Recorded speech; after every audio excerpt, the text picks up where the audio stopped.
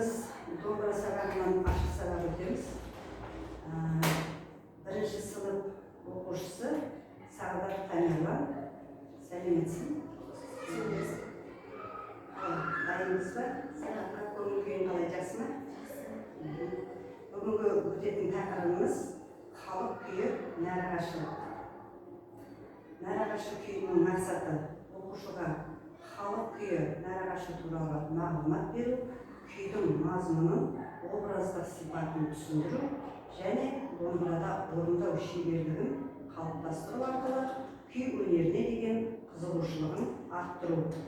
Міндеттері: білімділік, оқушыға нәрағашы күйінің шығу тарихы мен мазмұнын таныстыра отырып, оның музыкалық құрылымын, көркемдік ерекшеліктерін және орындау тәсілдерін меңгерту.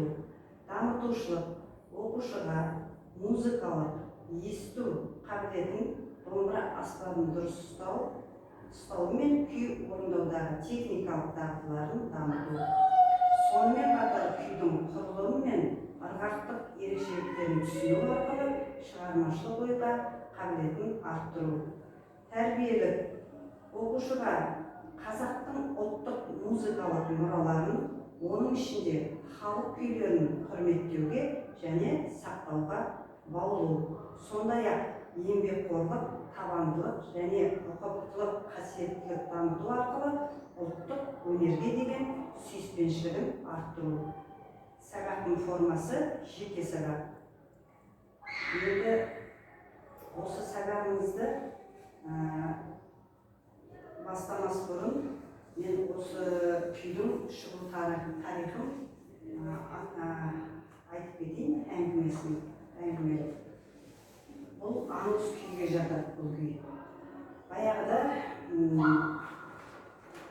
бір елдің ханы болады.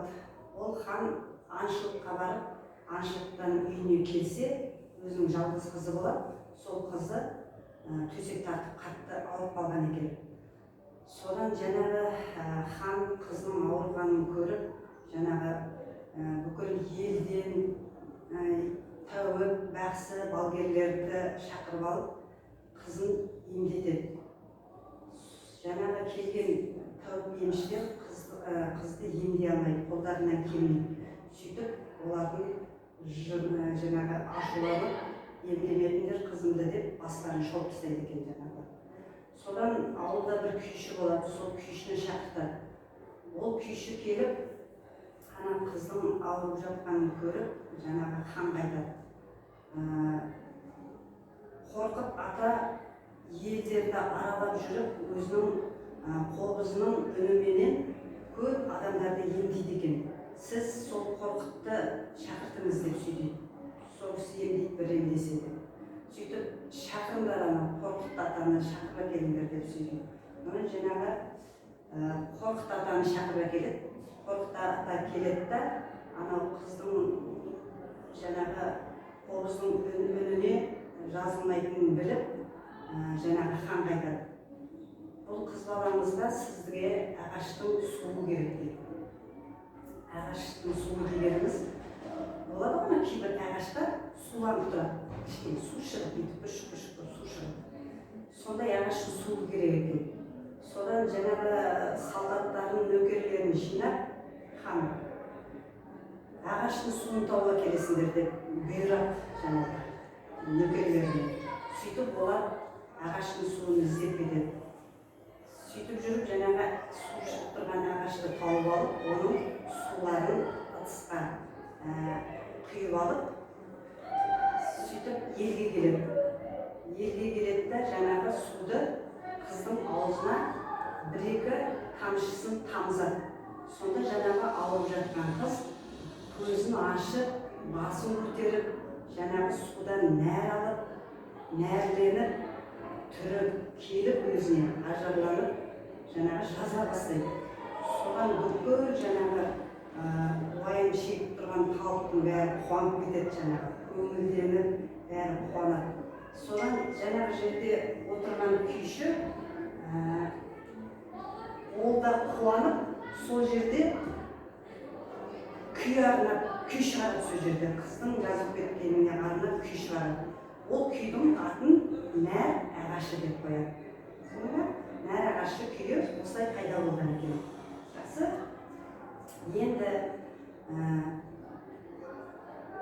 Енді біз осы нәр ағашы күйін талдаймыз. Мінекей біздің нотасы, мінекей.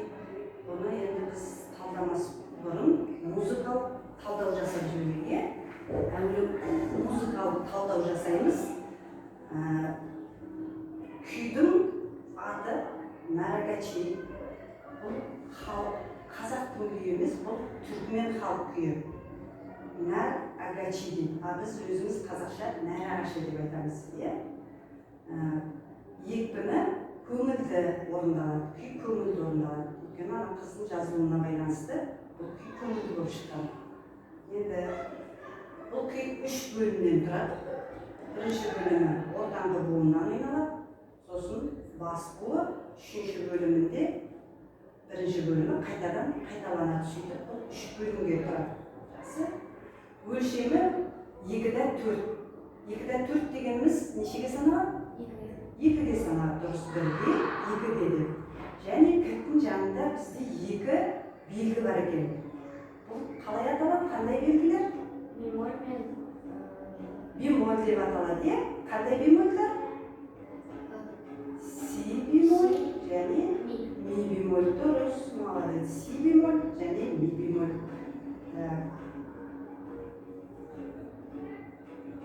Енді бұл нотаның ұзақтықтары бар. Әртүрлі нотаның ұзақтықтары. Бұнда 4-тік, 16-лық бізде бар және 8-тік ноталардан тұрады екен. Ұзақтықтан тұрады. Жақсы. Енді осы күйді талдамас бұрын, ойнамас бұрын, мен бұны саған өзім ойнап көрсетемін. Сен жақсылап мұқият тыңдап ал.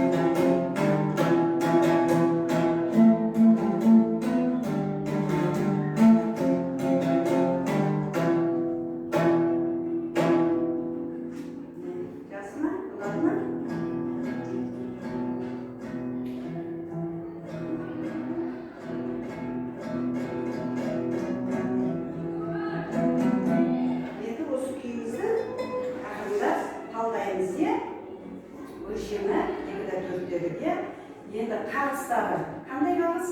Төмен, жоғары, төмен, жоғары. Енді біз талдамас бұрын әуелі тактың ішіндегі нотасын көріп аламыз. Нотасын оқып көрейік. Қандай ноталар мынау? Сол шегінде?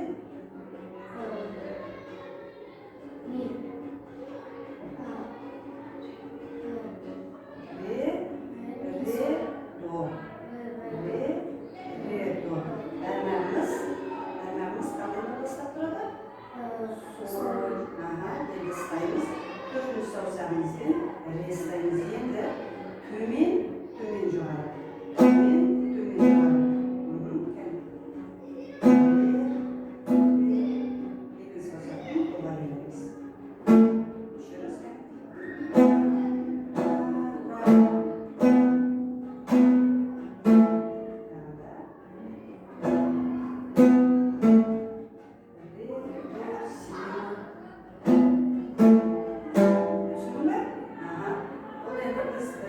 фразаны осы бірінші фразаны тағы да дұрыстап әдемілеп пернелерді анық басып таза дыбыстармен ойлайық, иә?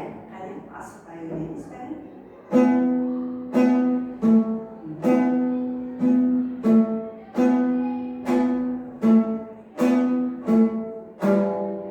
Жақсы. Келесі бізде қандай нот бар? Ля. Соль, ре. Бәрмәңіз сол, жаңағы сольда қалады, иә? Сольда қала ма? Иә, мінде жерде соль болды, иә? Сольда қалады деген кетті. Қарай, ойнаймыз, иә? Екінші сөз. Бәрмәңіз сольда қалады. До,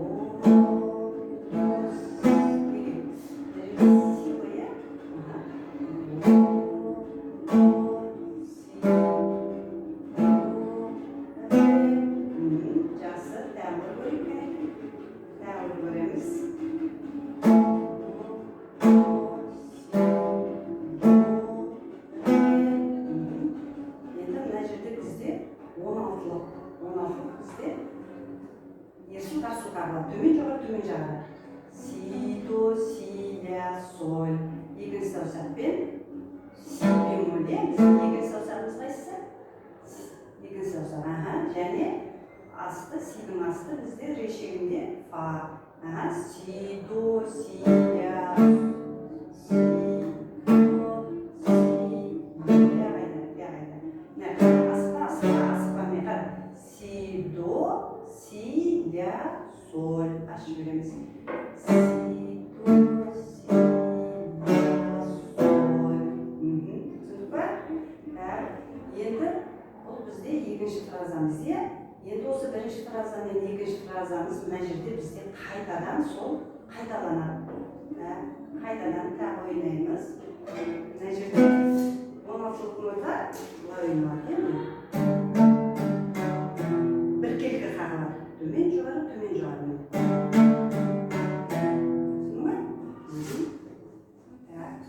Асықпаймыз, қайтадан.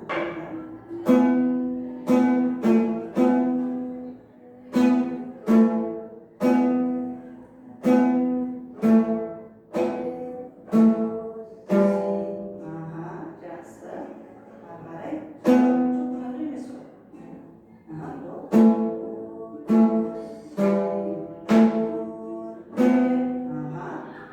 Сосын си бемоль фа қаламыз, иә? Си бемоль мен фа. Біз мынаны 16-лық дыбыспен ойнағансың сен.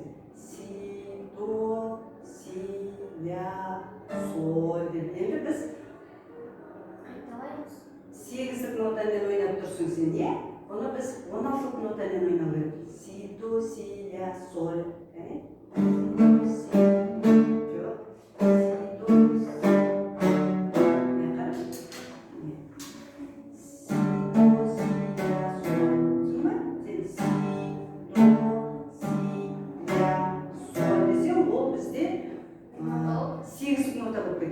Бізге 16-лықпен ойнау керек. 16-лық деген жылдам, е? Осы жерін ойнайық, осы жерін салайық. Енді қайталаймыз.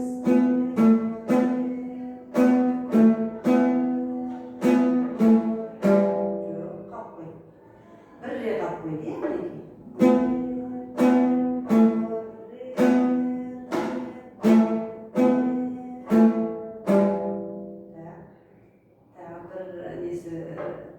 Қалып қойды, мына жерден тағы қайталайық, әнеке.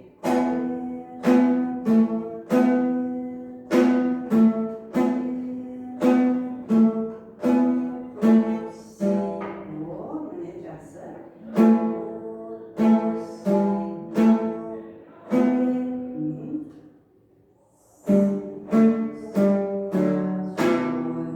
Жақсы,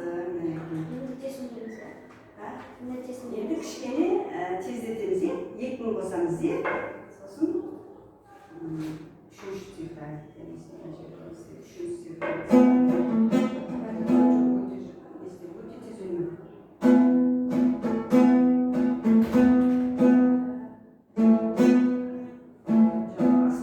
Жоқ,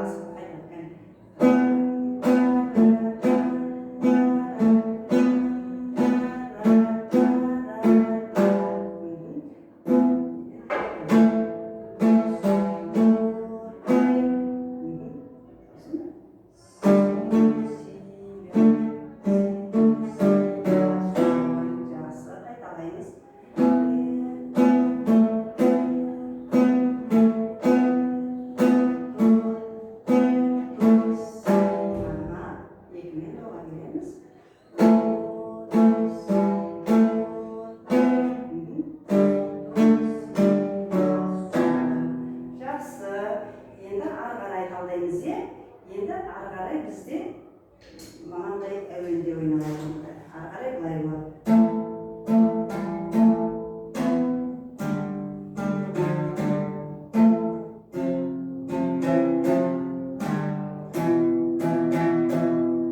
Бізге тағы да белгі қосылды.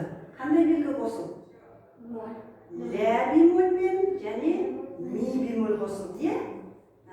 Мына үстінде біз иә, мына жерде ми бемоль ойнаймыз енді. Мына жерде си бемоль. Енді ля бемоль, ми бемоль. Түсіндіңіз, жақсы, кәне. Жоқ, асып басқа. Жоқ, си ойнау.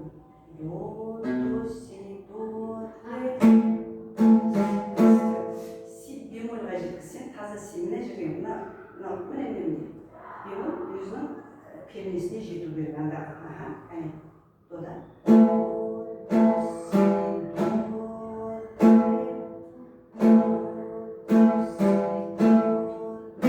Жақсы, си бемоль, фаға келеміз. Си, ля. Мына төмен жоғары бағамыз.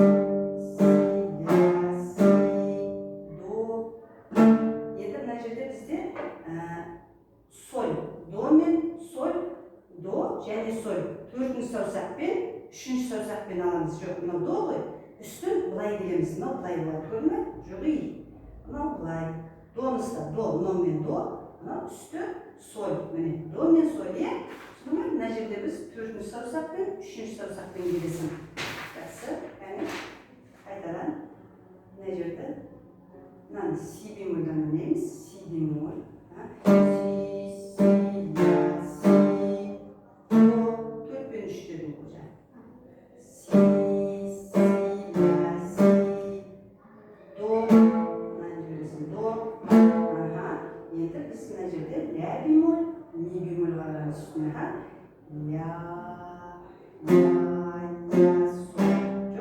Соль болады.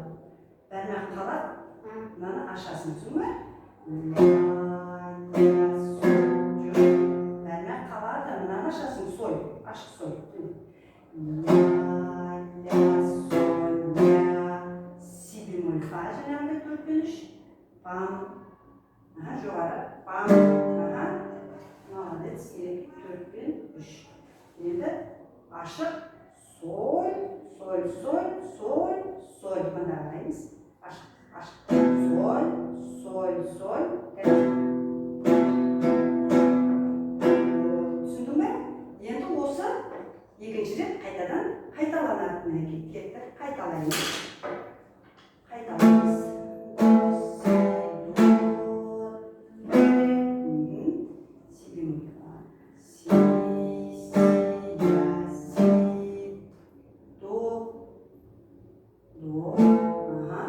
Сосын ля бемоль, ми бемоль. Бәрін ашпаймыз. Бір саусақ. Си, 4 пен 3. Жоғары. Си. Сосын соль. Жоқ, бірінші ойнағанда, ең бірінші ойнағанда, түсін бе? Міне, соль, соль, соль, соль, соль. Екінші қайталағанда соль, соль деп екі сөйлемдер. Түсіндің бе? Жақсы. Осы үшінші цифраны тағы бір ойнап жүрейік, е? Енді қара. Тыңда. Былай ойнайық.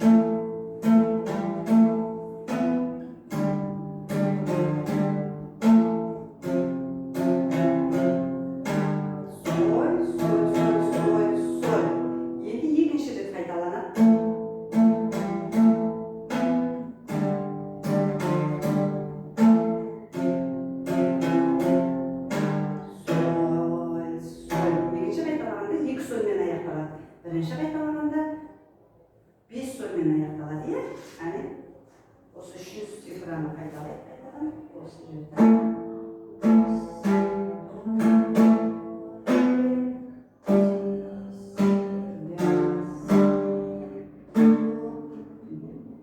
Ля,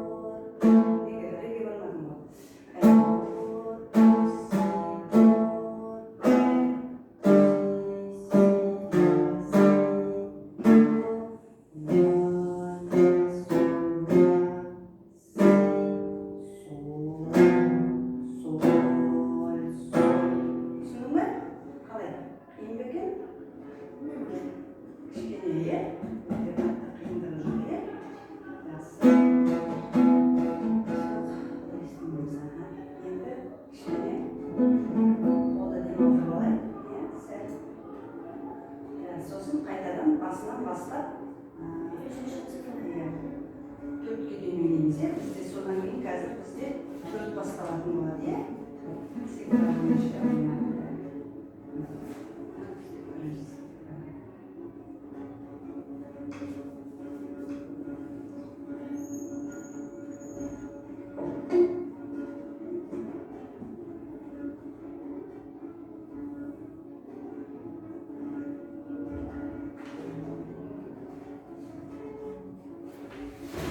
Қайтадан бастаймыз.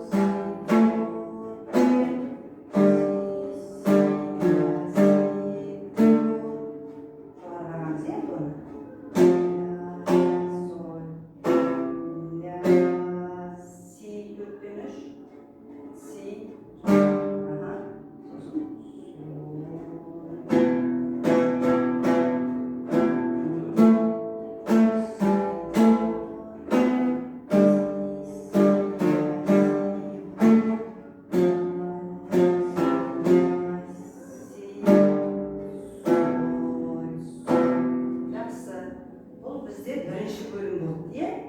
Енді екінші бөлімі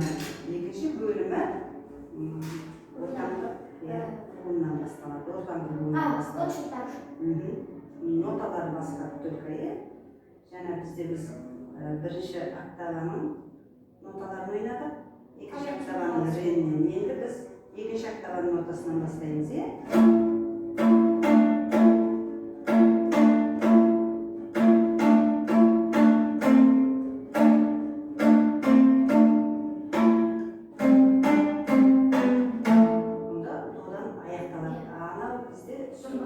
Ашық сойдан аяқталды, иә? Қайталанады.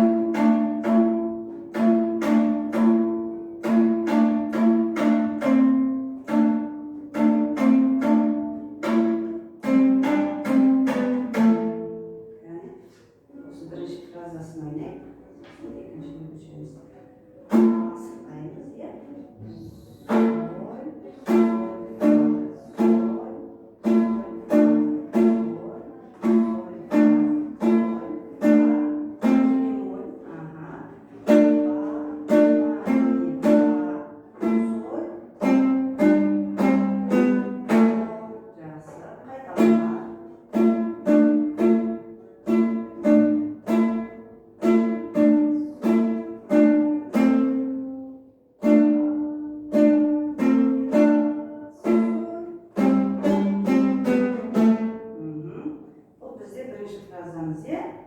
Енді екінші фразаға кетеміз. Нотасын оқиық. Қандай ноталар ма? Фа. Сосын. Си. Мынау фа, мынау си болмайды ғой. Екеуі де бірдей ғой, иә? Фа, ми, фа,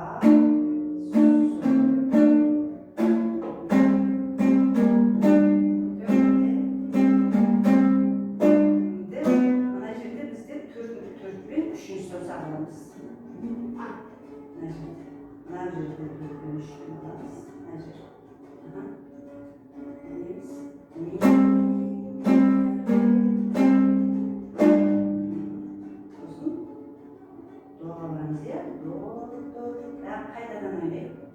Дұрыс түсінбей қалдыңыз. Қайталамаймыз. Мына жерде қара. Төртпен бәрінің қала тұрғанда да, иә? Енді екіншісінде төртпен үшінші саусақ алынады, төртпен үшінші саусақ алынады.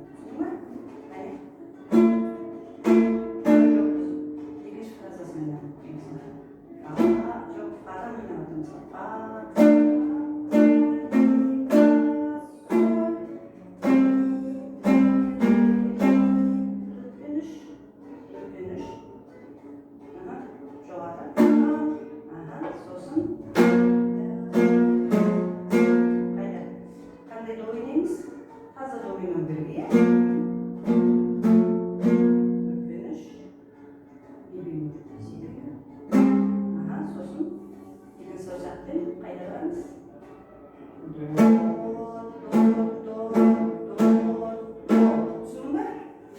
Qaytadan tag'ir qaytalab so'zingga.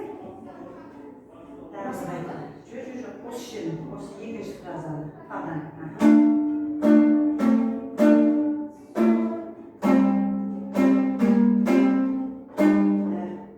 Dördüncü savsakta, üçüncü savsakta anlayacaksın ne kadar.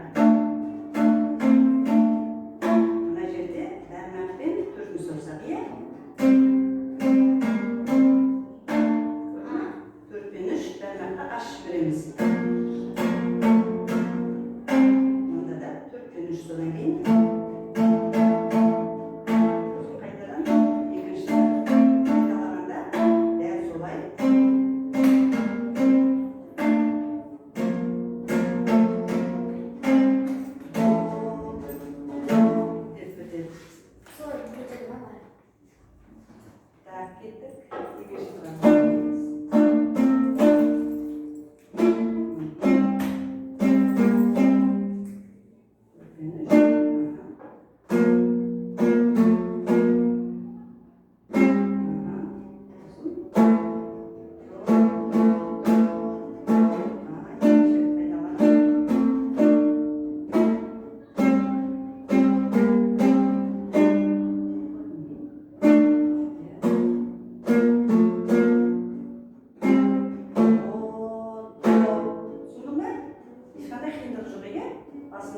Bunun қалай ойналды, астан бұлғын солай ойналады.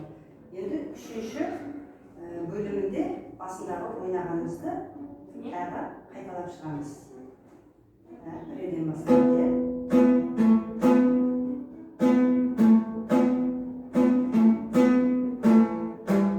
Бұл жерде кішкене ре, до, си деп алу керек.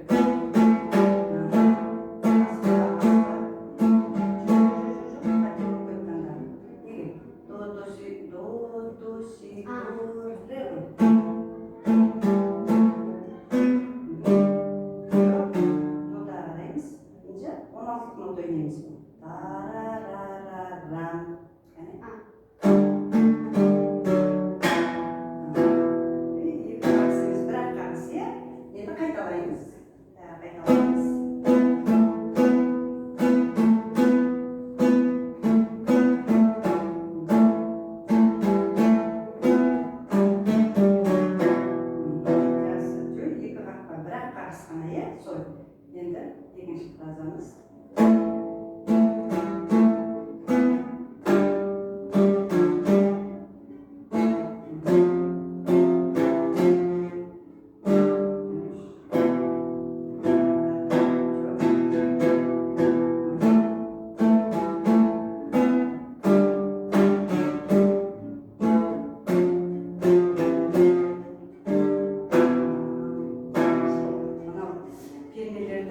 Таза, точно басу керек, иә? Дәл басу керек. Сонда тап-таза деп шығады. Мына екінші фразаны тағы көрейік.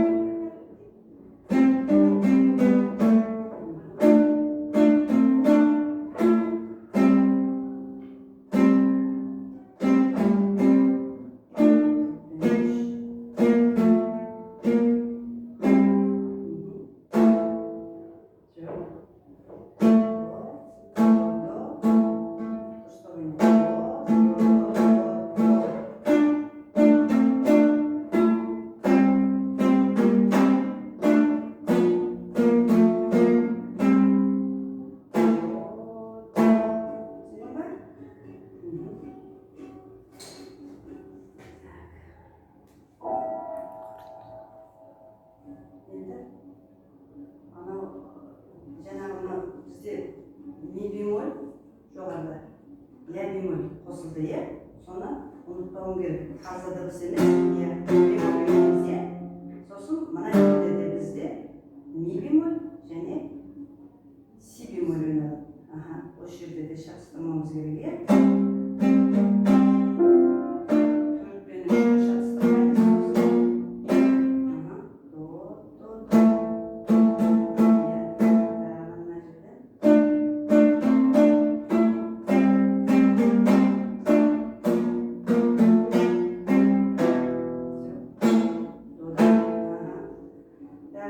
Қай жерін түсінген жоқсың? Түсіндірген жерің бар ма? Оны түсіндің ба? Неше белгі бар дедік бізде кілттің жанында? Екі белгі. Бұл қандай белгі дедік? Бемоль. Бемоль белгісі, иә? Неше белгі? Екі бемоль. Қандай нота? Си бемоль және ми бемоль, иә? Енді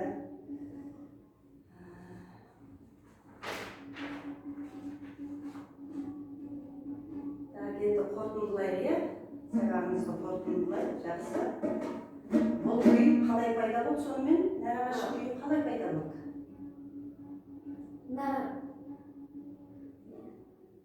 Қалай пайда болды бұл күй? Нәр беретін ағаштан пайда болды, иә? Бұл күйдің шығуына кім себепкер болды?